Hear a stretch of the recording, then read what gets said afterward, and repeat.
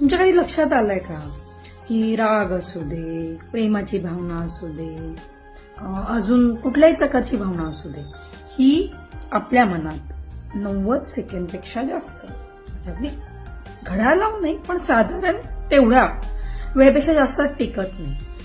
तरी पण आपल्याला असं का वाटतं की आपण एकाच प्रकारच्या भावनांमध्ये दिवसभर किंवा काही वेळ घालवतो?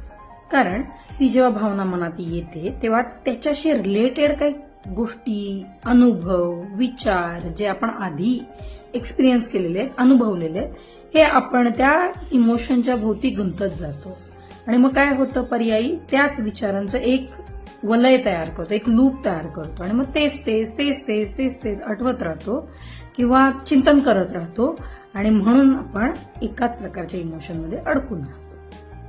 बघा, ऑब्झर्व करून.